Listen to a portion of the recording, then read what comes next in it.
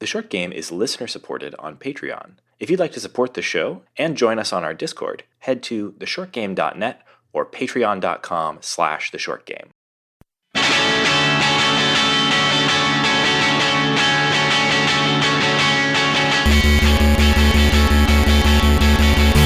Welcome back to The Short Game. This is a show about short video games, games that respect your time. My name is Nate Heininger, and I am joined this week by two nightly co-hosts, Laura Nash and Shane Kelly. And this week we're back to modern games, though only kind of, because this is an interesting one set in a long ago. Today we are talking about Felvidek. I think I nailed the pronunciation. I think you did. I mean, you could have told me Nailed this it. game came out anytime in the last 15 years and I would have believed you. Yes. This is a truly bizarre game that was highly recommended to us in the Discord, and I want to thank them for recommending us this because I absolutely loved it, and we're going to spend the next 45 minutes to an hour or so trying to explain the vibe and gameplay of this game, but I fear we may struggle because though the structure of this game is very classic, we've all played a ton of stuff like this, the actual gameplay or the theming, the story, the music, everything about it is absolutely bizarre. So this came out this year, and it was developed by Joseph Pavelka. We've been trying to find more information about this person, and they're about as hard to understand as this game. So I don't know. Very I don't much know so. if you guys found anything about the developer. Well, I can tell you that the there's two people listed. One of them is the one you just mentioned. The other one is Vlado Ganaj, who is listed himself on Twitter as the head of the fine arts department at Prešov University. And he's got some pretty creepy art. So that's about all I've got on this guy. This is a strange game that seems to have come out of nowhere in terms of its promotion. There were a couple of posts talking about it on Reddit and on Twitter that I was able to find, and that's about it. But This was a case where I was able to more quickly find the developer's personal email address than any information about them. And although I did send them an email saying, "Hi, we're going to cover your game. Do you have anything you want to say?" They did not get back to me. So Okay. I tried my best, but that's about my as someone who does not speak Russian or any Eastern European languages. I'm assuming there's a Russian component because there is a Russian translation of this game. Okay. But that is a big assumption. Again, I have no information about this person other than their personal email address and the fact that they made this game. So Yeah. Well, it does seem quite obscure, though. It is very well reviewed. Everywhere you look, if there is a review or at least user reviews, it's very well regarded. And though its origin seems, quite small, it doesn't come through in the game. This is a fully developed and I'd say highly designed game. It's available on Windows, Steam. I played it on Steam Deck and it was great. You can get it for $10.99 on Steam, and right now I think on GOG it's on sale for like $8.50. It's a great price, and total. This took me about 4.5 hours to beat, which is right in our wheelhouse. But it's definitely a your mileage may vary sort of thing, because this is technically, though it does not look like one at all, this is in the style of a JRPG. At least the gameplay is in the style of a JRPG. For people who are playing this, by the way, if you're trying it, I can't imagine that you would actually beat it in less than 4 hours. Unless you found the option in the settings that makes the characters run all the time.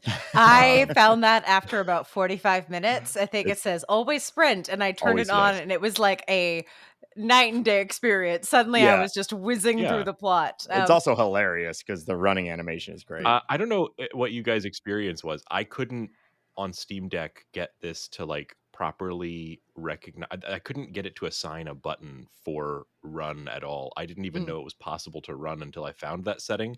And then all of a sudden, the run animation basically just makes their legs swing up really high. Yes. And Yeah. I was like, whoa, There's yes, like this is a- what I was looking for. There is a Monty Python-esque There really element is. to this whole game and its design and its style of humor. And I It's think way part of it is darker, that. Mhm. Yeah, but I it's really that's want to what the talk about the animation reminds aesthetic me of this of. game. That's the best part of it. Yeah. This game has a really, really unique indie RPG look to it that I don't think I've seen anywhere else. Like stylistically, this game owes 100% of what it is to JRPG design, and in fact, I think based on what I've read, that this is an RPG Maker game, but it Yes. looks like nothing else that you've ever seen. The aesthetic combines uh, like the sort of two-tone screen printing look with like PS1 cutscene graphics. I Um, think Rock Paper with Shotgun said it's like nicotine soaked color. I Yeah, love that screen printed is a good way to put it. black and white and maybe one pastel that will change from scene to scene in a moody way. And yeah, so it has a really truly um, just cool and dark aesthetic and look to it that I have not seen quite the like of anywhere else. Every shot of this game looks like it belongs on a t-shirt. It's not spooky, but it is dark, and it's really hard to walk the line between the two. Mhm. Was never scared, even though there's a lot of creepy stuff in here. Mhm. I was never scared by it, and I am an easily spooked person, but it always feels a little bit grimy and a little bit Yeah. gritty and a little bit like Mhm. it's The- very medieval. There's a little bit of gore in some of the cutscenes, but the way in which it's presented, you're more, I don't know, at least personally, I'm more chuckling at the overall presentation Yeah. of these like fully rendered 3D cutscenes that kind of look like trash, but also look like they were very lovingly crafted, like handcrafted. And it's, I mean, PS1 graphics is Mhm. the closest analogy, but even still, it Yeah, but doesn't nothing on the quite look PS1 like that. looked like this in Yeah, terms of the art direction and style. It has like all the characters are you know when you think of something that's in the JRPG style, like you're immediately thinking about characters that have that kind of exaggerated anime proportions and aesthetic, and this has none of that. Like they have very realistic proportions, very realistically illustrated armor and weapons. All of the like everybody line up for the JRPG battle attack animations yeah. are so they're great. You get these sort of first person um 3 frame animations of like swinging a warhammer and things like that. It's really really good. I mean, Yeah. the character portraits for many of the secondary characters they look like someone took a FMV Mhm. video in the 90s or 2000s and like Bit didn't have crushed it. yeah, they crushed it down to 3 colors. So there's a lot of Mhm. pixelation, but the face is still really Yeah. crisp and looks like a human, and it's just Laura, it's you that said that nothing in this game actually scared you. Does that extend to the like character portrait for Pavel? Because the smile on this Yeah, dude's face. let's talk unmoving about let's before I think we could spend most of this episode talking about the art and design, but I think it's important to Yeah. talk about what this game's like about. what this game is about before we get, because so Because you it's can so it just is unique there. yeah. So this is a indie RPG like we said, but um how many indie RPGs are set in like um early Hungarian, early modern history? Yeah, it's set Um, in the 1500s, Slovenia. Slovakia. Slovakia. Thank you. And Felvidek means Upper Felvidek. Hungary, and so this whole thing is set in that part of the world, right in peak sort of European Middle Ages, knights and Mhm. lords, and and the Ottomans and the Turks and the Hussites and all that. It is a story of sort of political and cultist intrigue set in that time period. And you are controlling a primary character. There's a little bit of mixing around with that, but for the most part, you play as Pavel, a drunken knight who, like, right out of the gates, you learn a lot about him. Big divorced dad energy for Pavel. Mhm. Yeah. He wakes up and he's heartbroken because his wife has left him, and he goes out to talk to the Lord, and the Lord says, like, I could smell you before you entered the room, like, you're drunk as hell.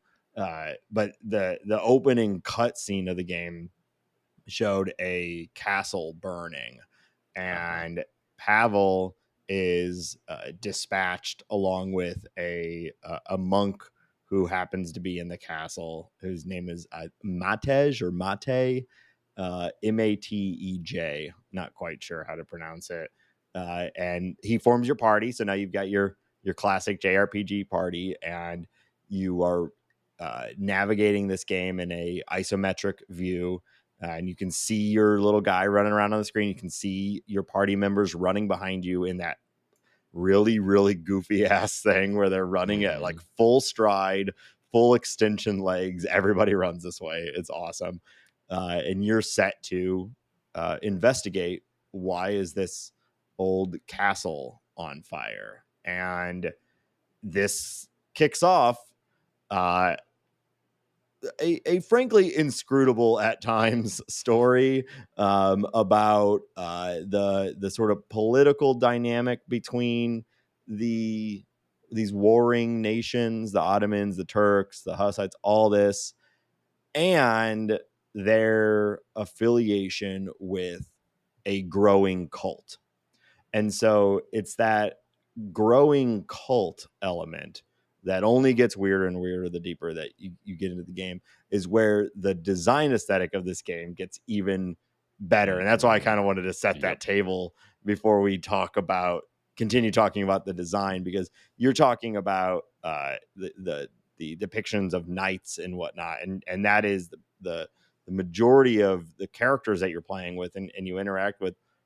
But they start trickling in. It does get weird. It gets weird. It gets super weird. Like big gator people. There's this, like, imagine someone on their feet and bent over backwards on their hands, and they just have a giant eye where their belly would be, and like a mouth underneath that. A Or back like, bend, but a Yeah. mouth where your belly button yeah, should be. just weird shit, and it only gets weirder. And I don't want to, like, I don't think we really need to spend too much time going about, like, beat by beat on the story. I don't want to spoil it for people. And it's kind of like the main thing of the game, but it's also really bizarre, and all of the dialogue in this game is in, I guess you'd call it like old English, right? Like Mhm. at least like a Yeah. This is a I mean, this is wasn't written in English, right? This was localized. So, But very we're well localized. yes, it yeah. really was. I always adore games and really writing in general that kind of puts me in that old medievalist mood Yeah. by having the these and thous front front and center. And this one does a great job. There are some really fun quotes in this game, like Nate was making reference to the fact that your character, many people tell him that he smells bad. And there's like the first time you meet this armorer character, this kind of you kind of meet in the castle. He says, you know, he's basically like, you stink like a polecat, and you can tell him, you shall receive a beating, knave, or I'll go bathe, be not so cross with me. And Later on, yeah, you can go and take a bath, or you can get or you can fight this dude. Yeah. later on, you meet a peasant woman who is complaining, and she says, and the burgomaster standeth idly by. The Lord too lifteth not his ass. I tell you, until the leaders be not chosen by the people, none but sloths will command us. There's a lot of text in this game, and I don't want to go. You kind of already mentioned what Pavel looks like. He gets called Pavy or Pav a lot, but I think he can best be described as having a shit-eating grin the whole time. He Yeah. just looks so stupid and so like glazed over and just bumbling through this entire story. You know, a ton of stuff happening to him. He has a lot of agency and a lot of urgency in it, but the whole thing is this layer of drunken stupidity that doesn't come off annoying, which is a very fine line to walk with that type of character. It comes off as kind of charming and a pretty good, for a story that's so bizarre. He kind of acts as a good like voice of the player too, just remarking on how crazy everything has gotten, and but like we got to keep going because it is what it is, and he's chasing after his wife who has found herself wrapped up in this whole thing, and he's just completely blinded by his love for her and is completely ignorant to everything most of the time. It's a really bizarre character, and I found myself really liking Pavel. Since we're kind of circling around the kind of artistic elements of the game, I have to speak a little bit about what might be my favorite aspect of the game artistically, which is the music. When you see this game and it's kind of almost woodcutty, very drab color scheme, what you probably have some expectations that you carry with you around what this game is going to sound like. Maybe some medieval like Renaissance pipes or More like the Yeah. Pentiment soundtrack. yeah. Yes. But no, this game has a Czechoslovakian psychedelic band playing throughout, and they just sound so good. The name of the band is Marcel Guidot's Holy Crab. And if there's any way for us to drop some of the soundtrack into this episode, can we? This is one of my favorite game soundtracks I've listened to in a long time.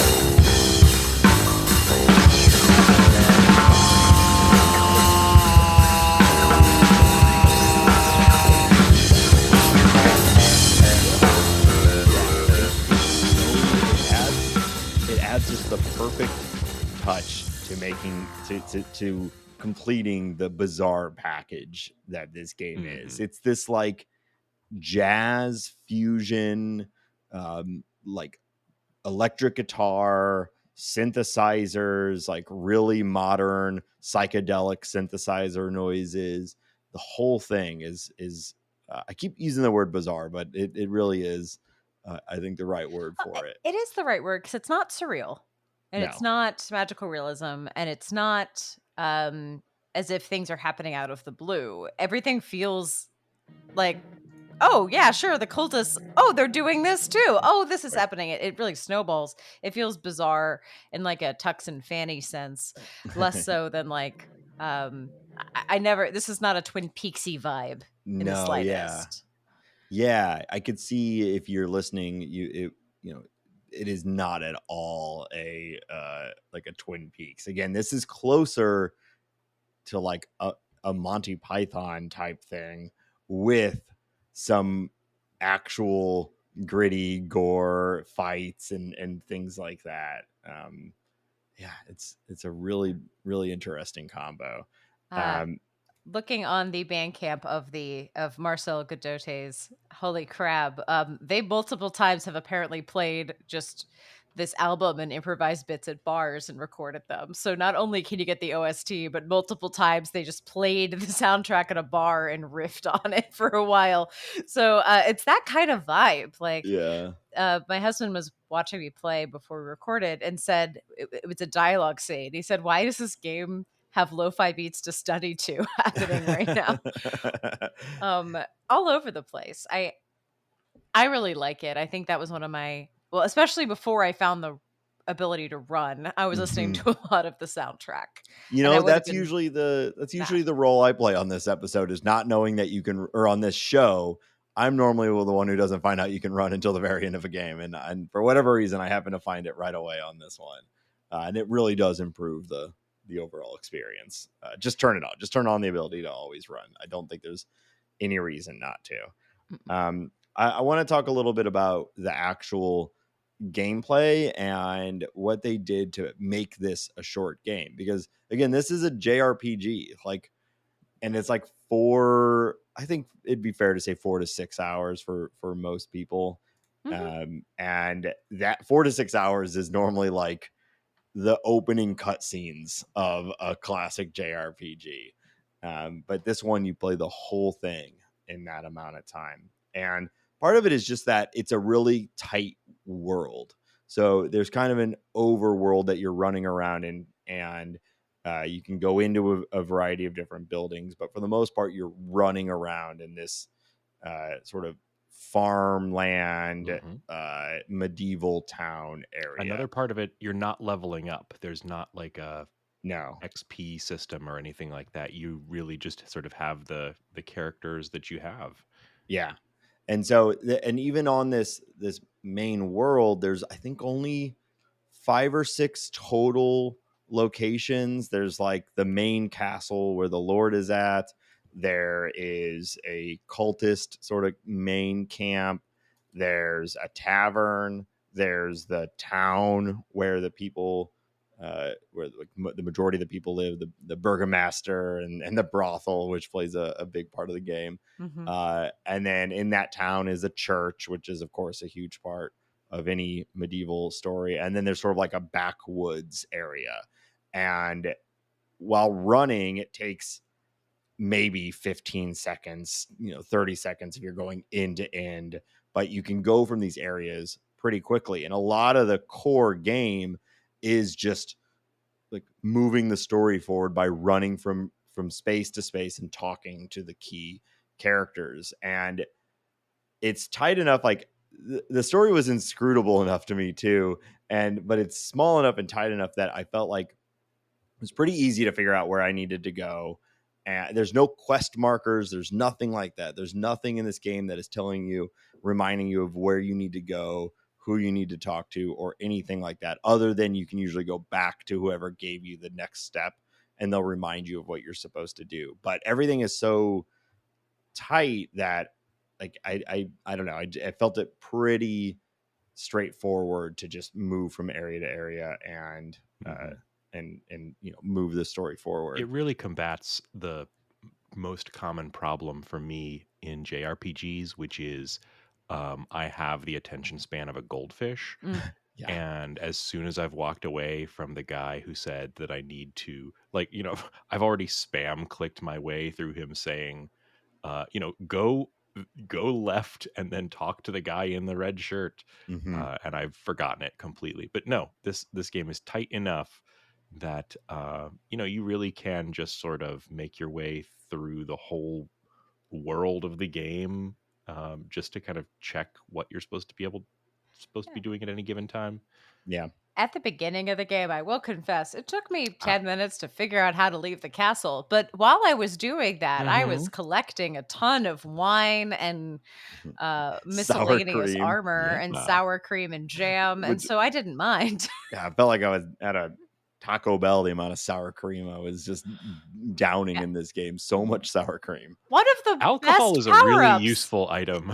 Yeah, alcohol is very useful, but sour cream is one of the most useful power ups in the game. So It's, funny. yeah. I'm assuming what the little animation you get when you consume sour cream, which is like a little bucket of like a white milky thing. Oh, We so probably all bad. sound very stupid right now, but I'm assuming 1500 sour cream is not what we're thinking about Again, today.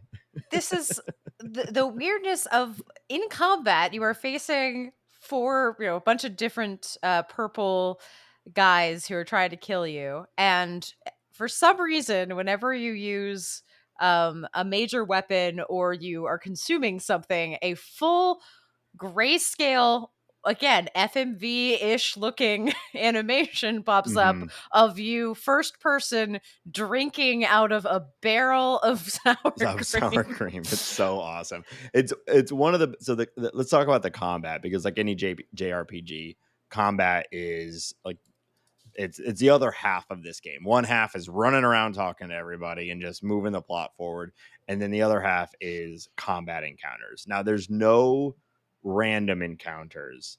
Every fight is more or less something that you're kind of uh, you're choosing to engage in, because they're usually a representation on the map that you're like running into and fighting, or it's a fight that comes at the extension of a conversation and you can kind of see it coming. And it's pretty simple, which I think is good for this game. It's not the most engaging combat, but honestly, it's a little harder than I expected. Like I did actually die Mhm. several times in this game, and have full like game over, pick up from your last save. And I actually appreciated that, because I think most JRPGs, like, it might be a little hard at the beginning, but you get that power curve, and then you just become a wrecking ball and you just destroy everything for the rest of the game. I didn't really feel that in this game, and in fact, I felt like I had to. This is one of the only games in this genre. Not that I've played a lot of them, but I actually like thought about my items and would go to the store and stock up on items. And actually, I ended the game with almost nothing, because the final fights took most of my final. Wine is health, sour cream is ailment cure, porridge gets you back your essentially your mana. They call it tools in this. But anyway, it's it's classic JRPG. It's turn based. You have your character. They have either just basic attack, or they have a series of moves that they can do. Some like reducing armor, some attacking AOE, some healing your party, whatever it may be. And you just turn based and you try to get through it. But yeah, the most fun part is the animation of the whole thing, and just these like truly bizarre and fun little animations. I love the Alpa wine or whatever it is. Mhm. It brings someone back from the dead, and they like uncork a bottle and pour it all over in front, and that brings, and then you get like a little holy, sound when they Again, come back up. first person, as if Yes. you are holding the Yeah. bottle and pouring it on your friend. So you get hands in a bottle. It's not as if it's not the sensical thing you're imagining when you Yeah. think about someone pouring a Mhm. bottle The out. whole So that's display of the another thing. combat is crazy. Just the you're Yeah. looking at a wall. Like most JRPGs, you stay in sort of the isometric, or it enters into like an arena style view where you're looking top down or something like that. This is, Mhm. you're staring at a wall of the enemies, and they're often, it can get up to 5 or 6 enemies. So it's just this like A mass group of, of weirdos. yeah, super group of weirdos, and you're doing the turn-based combat. And even though it was never uh particularly interesting, I also never got bored with it. Yeah. It is a good balance amount of it. I think it's kind of interesting that they've used the kind of JRPG style for the the interaction, but all of the art choices kind of read as like Western computer RPG. So Yeah. first off, just it being Western style and like realistically proportioned, but the isometric view plus the kind of realistic character model proportions kind of reads as um, like early CRPGs from the West, and then on top of that, you have that first person POV that was also pretty common in like Western Yeah. computer RPGs. So you have kind of a mishmash here that I like.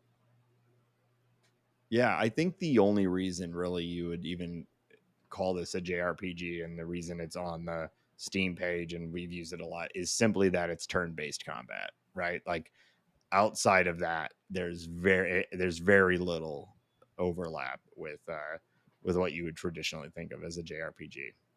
Yeah. What did y'all think of the combat itself? You said it's a little harder than you expected, but um there's kind of the main attacks and there's the secondary tools, and then how did the whole don't want to get into systems talk, but how did the overall thing feel for you? Yeah, the variety of bad guys and their animations, and they wet like there's a little bit of gameplay where like, are they a high armor class or are they low? You don't know anything. You can't. They don't have stat There's no blocks. stats. There's Yeah. no HP. You have no idea what they're going to do and how they're going to do it and how hard they're going to be killed. They are to be killed. You start to learn some of it just by you fight a lot of the same things over time, but for the most part, it's you just kind of got to figure it out. And that element kept me kind of interested in it.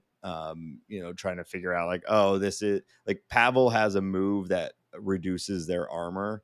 And so the like balance of figuring out who has high armor and who do I need to use that on to kill them. And the like, you're fighting 6 things. So what's top priority? It's kind of standard JRPG decision making. I thought was good enough in this game, Mm-hmm. but I don't know. I kind of already said it, but like the combat was both not it was definitely not the best part of the game, and it wasn't that It wasn't interesting, a but drag. It was it visually wasn't. interesting enough to Yeah. keep you going. Yeah, And yeah, the choices you were making in combat did feel meaningful. Like yeah. it's you really do actually have to use your resources. Like you are going to have to chug that sour cream and drink that wine in the There were a midst of lot of combat. fights where I was doing the thing where like you get in that cycle. Most of the game, you just have the 2 people in your party. Your party can fit up to 4, but for the most of the fights, it's just you and the monk. And like I found myself in that sort of cycle where one of my actions would be to revive my peer, and then the enemies would have their turns and they'd knock one of my guys out again. And so Mhm. I would revive him. And then I'd try to like, you just try to get your health up enough to survive a wave of attacks to be able to attack them once or twice. And then, you sort of the action economy, you try to, you add it all up and you eventually overcome them. But like I said, I died not like a ton, not enough to where it was frustrating, but I died enough to where it made the combat feel like it had stakes and that I actually had to think about it. And Yeah. I don't know. I I thought it was pretty well It's balanced. in a good spot. I didn't mind the combat, as Shane said. It was really cool to see. Yeah. And I But when my husband was looking over my shoulder trying to get us into the game, I kept doing combat, and I was like, "Oh, I want to get through this real quick because I really want you to see the dialogue." Like I wanted him to see Yeah. more. And for me, I didn't mind doing 2 or 3 fights in a row. I think you have interesting balancing things happening there. Yeah. Um, Apologies to listeners. There are so many alarms going off tonight. Don't know what's going on in Brooklyn today, but enjoy the Yeah. probably inevitable We could barely hear it. sirens. Apologies, everyone. Most of the fights are pretty quick too. You're not spending like even more than a few minutes, assuming you don't die. Most combat only takes a few minutes, so it Mhm. never really felt like a drag. And I also like, I think another way this game keeps itself quick and kind of keeping it moving forward is that there's not really like, there you have equipment, and you have stat blocks, but it's kind of all the same. Like you have attack, you have defense, you have initiative, you have how many tools you have, which is again like the mana for doing your feints, your special attacks. And that's kind of it. So in a lot of games like this, you'd have like, oh, my monk character gets these special robes, and you end up with all these different types of gear and all these different things that you're trying to min max and balance it all out. Or maybe there's like cold damage and hot damage and there's nothing like that. It's just your attack power and your defense and whatnot. There's a few different weapons that offer some slightly different like abilities, but for the most part you're just like, put the best thing on my guys. So much so that there's a little button in there that I absolutely love. It's on the equipment page, and it's very on theme. You can just click wear your finest, and it auto puts all your best stuff in your inventory onto whatever character. Keep it simple. Yeah, keep it simple. Didn't even look at any equipment after that. I just wore my finest, and then when I needed to, I sold some of my extra stuff at the bar. I love an inventory that is consumables need to be managed, but equipment does not. And this made me very happy. There was like one point there's the armorer, and I had accrued enough money where I went and bought like a new, cuirass for cuirass. When am I saying that right? Cuirass. Yeah. Like I got that for the monk, because I had the extra scratch around to be able to afford it. And I thought maybe later in the game there'd be like, oh, here's another armor store with new layers of armor, and it's really not. It's just like, yeah, it's medieval times. You can get a steel helmet or like a padded helmet, and that's kind of it, and it kept it really, really simple. The game doesn't think it's that interesting, and so it's there. No, the interesting part is the insane lizard people that you're fighting, who have drank like a weird tonic or whatever, as a way to engage the Hussites in a political coup to take over. I don't even know. It's the tiny animation of someone dipping someone into the river with a weird pulley lever system. You never know what's going to happen when you walk from one screen to another in this game. Most of the time, there's going to be nothing there, or maybe someone in a hooded cloak walking back and forth. But occasionally, very strange things appear. For example, in a non-spoiler thing, did either of you encounter the drunkard? Yes, very early. I love the drunkard. What was your ultimate experience with the drunkard? I fought the drunkard. The drunkard joined my party. The drunkard immediately ran off the first time we tried to get into a combat. Okay, so I also found the drunkard, joined the party, and then I was walking back to the castle, and a little dialogue popped up, and it was like, oh, and then it just cut, and it said, he fell into the river. He was just gone. I never saw him again. Correct. Yeah. The game is funny. The game is legitimately funny. It's the whole thing. It's good. I almost said one of my favorite things. There's a man who wants to collect pears, and then when you find out why that man is collecting pears, it is so much weirder than you thought it would be. There again, the cultist stuff is all very strange, but the actions of people who peasants routinely think people are taken by the cults, but they're just doing other weird things and using the cult as an excuse. So when you find out what they're actually doing, it's just strange things the town people decided to do, independent of cultish behavior. There's hidden passageways. There's all these different, elements of intrigue. But we haven't talked about sorry, go on. And then your boss, the Lord, just wants to play chess with you all the time. That's what I was gonna say. The best character in the game is Joseph, which is funny because that's also the name of the developer. So put yourself in the game. I felt like they put me in this game. Make yourself the cool king guy. Yeah, Gabriel Lord Joseph. Yeah, it's Lord Joseph, and all he really wants to do is play board games. And I've never felt more connected to a character in a piece of media than Joseph. You It's a eat, runner through and the whole play board game. games. Yeah. It's a runner through the whole game. Is that like there's moments of high intrigue, and he's just like, I think we need to have a hard discussion about this over a game of chess. Let's go back to my to my bedroom, or let's play you're right, that castle is on fire. I think a couple rounds of Pacheco or whatever the game is will help us get to the bottom of this. And then you always say no, and he's like, "Oh, fine, I'll get the handmaids to play with me," or whatever it may be. I also feel the struggle of trying to get people to play board It's all I games with ever want you to in do. a new city. Game night.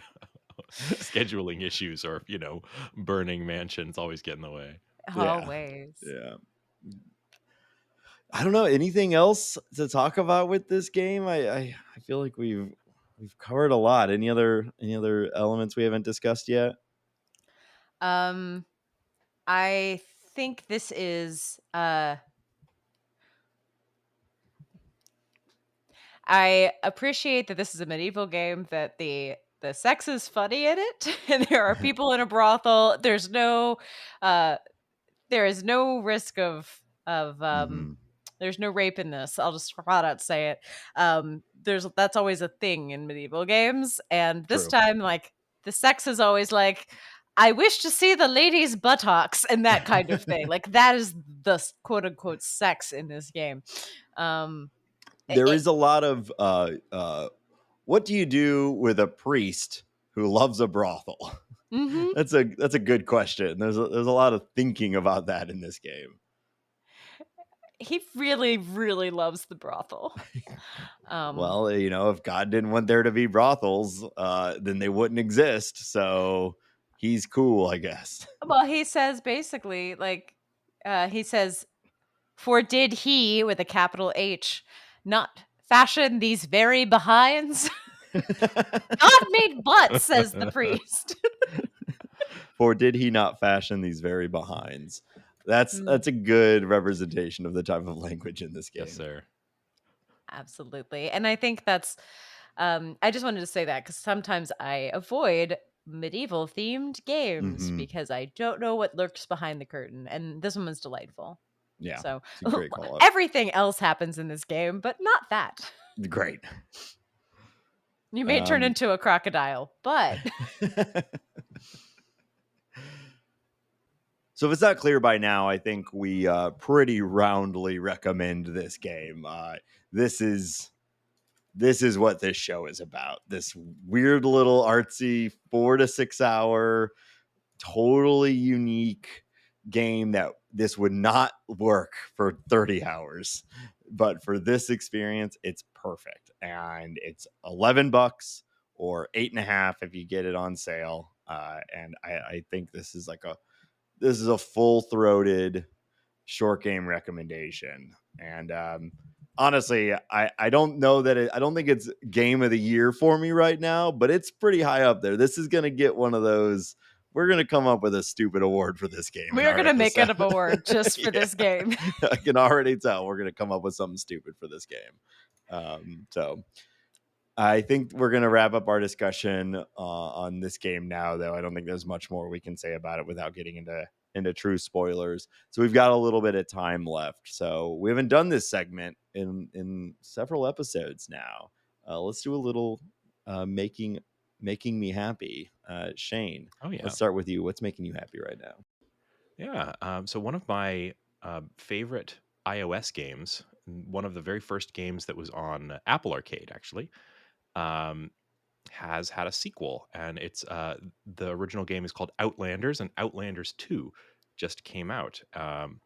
The the game, if you didn't play Outlanders, I don't think I ended up talking about it that much on this show, but it falls into the same kind of town building sim genre as Manor Lords, which I was talking about on the show pretty recently. Mm-hmm. Um, and with the exception of it being pretty comparatively simple, because it's a mobile game. Well, Outlanders 2 just came out, and I'm having a lot of fun with it. It has the same kind of town building um, gameplay, but with a really nice revamped UI and graphics. Um, Mostly, this game plays with a lot of kind of worker placement kind of stuff, where a lot of these town building games are pretty focused on stuff like, how do you get the resources moved around from place to place. In fact, one of the very best enhancements and changes that they've made here is they've introduced a couple of kinds of buildings that are specifically for moving your food and building resources around. So you can have your workers kind of get that stuff right into the part of the map where you need it. Um, Mm. but the kind of funniest or maybe funnest thing about this compared to things like Manor Lords or these other really heavier simulation takes on this tiny genre of town builders, um, is the story mode of this has a real sense of kind of whimsy to it. Like I just had um, there's a whole bunch of these little leader characters that are kind of mixed in amongst your random townsfolk, um, and they're kind of a goofy little cast of characters with funny designs.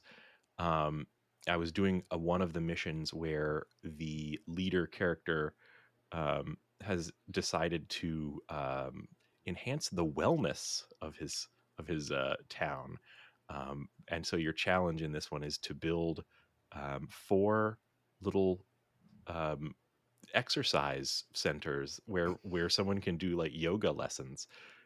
But it was such a funny level because you're on this teeny tiny island, and food resources are incredibly scarce. So in order to get the resources that you need to build these like exercise centers, you have to grow the population enough to like really get there. But these exercise centers are so physically large that they take up the space that you need in order to feed your populace.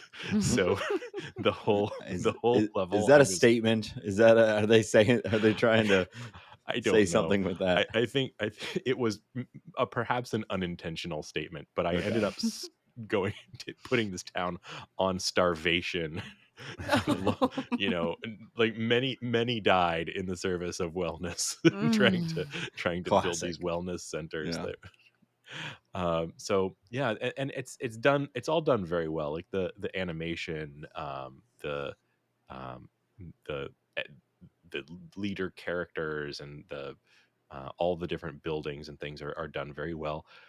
It has a little bit of a whimsical batch of buildings to it, which is in a doesn't really pop up until you get a little farther into the campaign. You start off with some very kind of run of the mill buildings like farms and different kinds of housing and things like that. And then like later in the game, it's like you need to make a cookie bakery. no, no, and yeah. So, but it really scratches that itch for me of um, that kind of lightweight logistics game, and really really fun on mobile, and it's a great kind of middle of the workday distraction. Hmm. If that's good for you, that's up to you. That sounds great. I love a worker placement type thing, board game or fun little iOS game. I'm gonna have to check that out. Laura, how about yourself? I was made extremely happy by something that's going to sound very, very elitist of me. And that is a 5 hour and 45 minute podcast about movies from 1939. Please keep listening to me. um, I don't know if elitist is the right word for it. Niche. Very niche, yes. So Screen Drafts, which is a movie podcast I really love, which is where people are creating best of lists, but they've Hmm. made a very silly game out of it with vetoes and picks and all of this stuff. But what this is three people who love all movies, but especially older movies, and really watched 50, 60, 70 movies from 1939 and is actually talking about things that are new to them, things they've loved since kids. Um, and then they're getting so excited. They're not only talking about the movies like time capsules, but like, oh, this one still rules because of this. I've Hmm. The final list of 13, I had seen 6. And I'm really excited to see the others because every time they chose one I had seen, I was like, yes, that is a great movie. That is one of my favorite movies. They have great taste all over the spectrum. They talk about why the movie is fun, like why it rules, like who is having a great time, behind the scenes stories. It doesn't feel like reading a history textbook. Hmm. It sounds like someone actually recommending, like, no, this movie still slaps. Go see Yeah. it. And if you don't want to listen to almost a 6-hour podcast and you want to pick one movie from the list, I'll I pick was one about that to I've ask. seen Yeah. this year. We inexplicably watched. Don't watch it on a plane. Don't be like us. But there is a Howard Hawks movie called Only Angels Have Wings, which is set in um, a mail plane, like a tiny, tiny airplane hangar in a South American port. And they just need to fly a very dangerous route over the mountains for the mail. Like they just need to get another 6 months and they'll all break even. And of course, terrible, horrible things happen. Hmm. Um, uh, Pilots are going blind. There's a pilot who did something morally dubious in the bath. Um, Rita Hayworth shows up. Cary Grant is the lead. Nice. Someone misses their boat because they think Cary Grant is hot, and then he's like, "Oh, I didn't mean for you to stay. You should go get your boat." But she's missed it, so she has to stay there for like 2 more months, Yeah. just hanging out because she thought that Cary Grant was Like kind of into her. into her, and he's like, "No, no, that was a one-night stand, baby. Get on the boat." Damn. So she's just there for a long time. Um, On the Angels Have Wings is surprisingly. I feel like Top Gun Maverick literally stole the thing where you have to go down to go up. Hmm. Like that's in this movie from 1939. They explain it just like they do in Top Gun Maverick, and they have the same like risky shot. And I was like, wait, Yeah, this movie is almost 100 years ago. that's wild. Anyway, it's just a really fun adventure movie. When people say they don't make them like they used to, I mean, they specifically aren't making movies about something you've never heard of, like mail Yeah. planes in South America in the 1930s, or something I never thought I'd watch a movie about. So, um, there's a lot of good ones on the list that you have heard of, but um, the other thing everyone got really excited of is there's a character actor named Thomas Mitchell who's in 5 different movies in 1939. And every time he showed up on the list, everyone was like, Thomas Mitchell! Didn't know I- this man's name. yeah. Yeah, I love that the like, big celebrity of the time, but it just or like very well regarded actor of the time, right? But it's been almost 100 years, and history gets crunched down to the Cary Grants and the Rita Hayworths, and you forget about all Exactly. these people that were And this as podcast, involved. yeah, Yeah. this podcast taught me that supporting actor was invented to honor character actors Hmm. because the thought is that stars would never take small roles.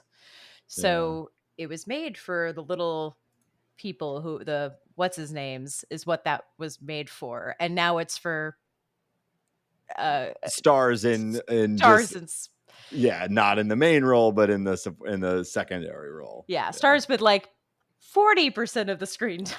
Yeah. Yeah. So anyway, it was just a really delightful listen of some movies I always meant to see, some movies I never heard of, and some that I love all together. And man, everybody who was on it was smart about talking about older movies in a way that Yeah. don't sound like they're aged and decrepit. I remember having a similar feeling, especially when I was younger, thinking like, well, all these movies from that long ago, it's like, there's no way they're good, right? Like Mhm. the technology's bad. The writing was so different. They don't tell stories in any sort of modern way, but it's a very naive, a very ignorant way to think about it. There's some incredible movies all the way going back to the beginning of filmmaking, that are just as fun and interesting and compelling as stuff today. Yeah, they made the case that this year was particularly great because the Hays Code hadn't happened and World War II hadn't happened. So they had figured out sound and they had gotten as good as they could get at the like very sexy Is that a foot I see? Is that a foot? yeah, well, I've seen some movies in the 30s that are just straight up about thruples. So like it's not about foots, it's about how transparent is your costume. Nice. But like they've gotten over just showing like a naked girl. They're now getting much more sophisticated about it. And it's kind of the height before they had to do the next thing. Gotcha. So it's a cool, it is a cool listen. And if you are just looking for a movie you've never heard of, you might like, try Only Angels Have Wings. Nice. Awesome. Well, I'll wrap it up by saying, what's making me happy is that I just spent 3 days in New York hanging out with Laura and Justin. Hey, I didn't do it because I knew you would. So in between our last episode, where it was just Laura and I, and this one, Molly and I traveled to New York for just a little sort of weekend vacation sort of thing. And Laura and Justin were gracious enough to be our Sherpas through New York. They gave us a ton of fantastic recommendations. And we just had a wonderful time. So a couple highlights: we spent like 6 hours in the Met, which was incredible. As just art history buffs, that was really cool. We saw Six on Broadway, which is the story of the 6 wives of Henry VIII. And if you've not heard of it, I had never seen this. I didn't even really know about it. We just sort of saw what was available and got tickets and had heard it was fun. Laura had told us it was a fun show, and it was indeed a very fun show. It is a musical sort of in the vein of like a pop show, like a pop artist show. There's the band is on stage, drums, guitar, bass, synthesizer, full female band, full female cast, and some really awesome songs. And it's set up as like a sort of this competition of who had the worst life, which is a funny sort of setup. And the songs are a lot of fun. I think it won Best Score at the Tonys this year, which is pretty cool. Not this year; it's a couple years old, but it won. It won a ton of Tonys. So it was awesome. And I'd never been to a Broadway, like on Broadway musical before, so that was a lot of fun. And then we spent a day in Brooklyn, walking across the Brooklyn Bridge. We went on a cemetery tour that there was I can't get into it because I'll spend the next hour talking about. But we had a tour guide that Nate loved. We had a tour guide that was one of the most incredible people that I've ever gotten to go on a tour with. She was awesome, true New York. And she replaced Steve Tyler in Aerosmith. Yeah, like this like near superstar woman who was singing through half the tour. She had us all sing the Jet song at Leonard grave. Bernstein. Yeah, like just a really, really fun evening. And we just had a great time. So thank you, Laura and Justin, for giving us so much guidance. I mean, there's only we tried to fit as much into 2.5 days really in New York as we could. And you did, though. We walked away feeling really, really happy with our trip. And we hadn't hung out with you in person since your wedding, right? Yeah. It was your wedding and then my wedding. Yeah. That was about it. So, Shane, someday I'm coming to Houston. I'm going to wrangle up the Kelly brothers and I'm going to bear hug you both, and we're going to find some things to do in Houston. Well, I think me and Reagan should fly up to where you are. I miss St. Louis. It's a cool place. Yeah. Well, that is where a lot of this all started. It was when Reagan lived in St. Louis, and that's how we all met. So, you're always welcome. So I think that's going to do it for this episode. Thanks everybody for listening.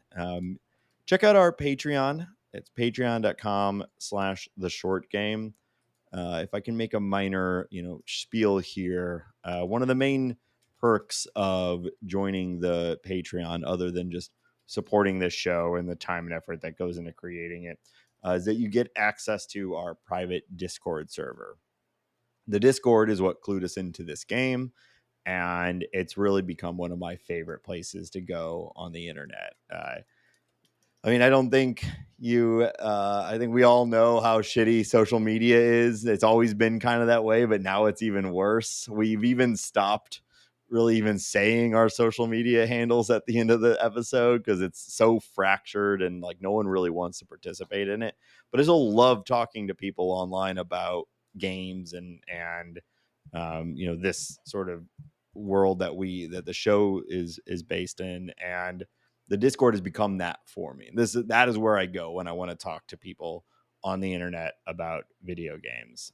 And so shout out to the Discord.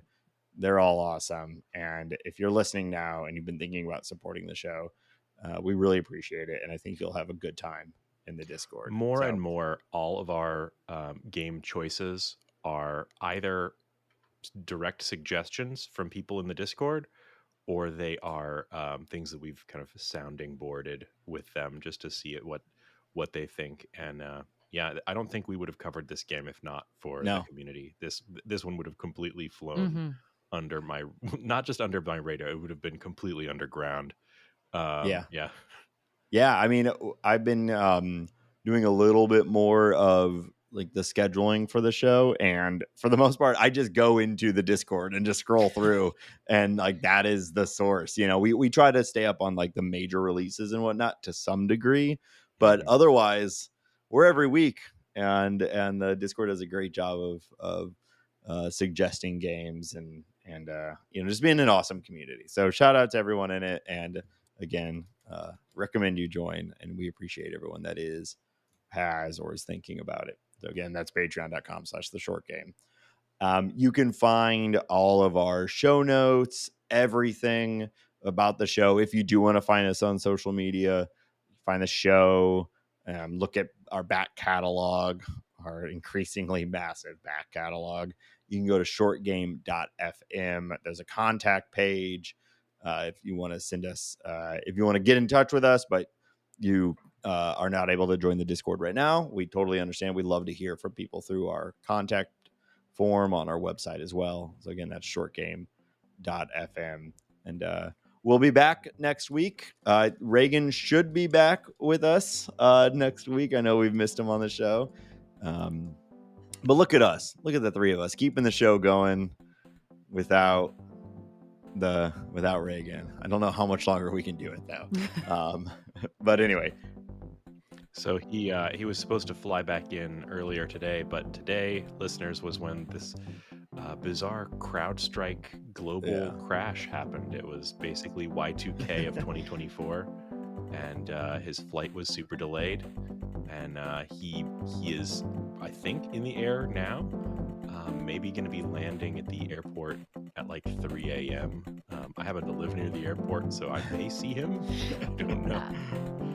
He may just kind of collapse on myself. That is why when people ask, how did you have a podcast for 10 years? I answer, we have 4 hosts. And that is the only way we get to do this. Yep.